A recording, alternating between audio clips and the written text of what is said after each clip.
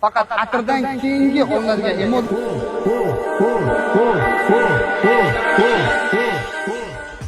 Ba'zida odamning kiyib olgan kiyimi emas, u sepib olgan atri gapiradi. Mana atirni yaxshi ko'radigan odamga umuman atirning notasi vaqti qiziqmas. Faqat atirdan keyingi olinadigan emotsiya, atri sepilgandan keyin u atirni qanaqa ochilishi muhimroq. Men sizga bugun Baudisi Zivik to'g'risidan Hasu atri haqida qisqacha ma'lumot berib ketmoqchiman. Bu atirimizni originali 100 talik flakonni hozir Toshkent shahrida o'rtacha 10 million atrofida sotilyapti. Bu atirimiz ishlab shunaqa kuchliki, bugun menda bo'lgan holat, fitness zalga kirishdan oldin 2 marta, 3 marta sepib kirdim. Shundoq trener oldimga o'tiradi, Mustafa nima atir sepgansiz deyapti. Nimaga desam, siz shundoq zaldan kirib keldingiz deyaptilar, ves hamma joyga hidi tarqalib ketdi dedi.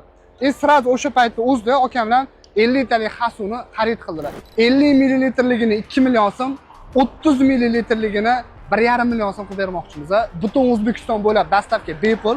O'zingiz yaxshi ko'rasizmi-ki, siz uchun eng sifatli atirni maslahat beraman. Buyurtma berish uchun pastki tugmani bosing va nomeringizni qoldiring. Biz siz bilan tez orada bog'lanamiz.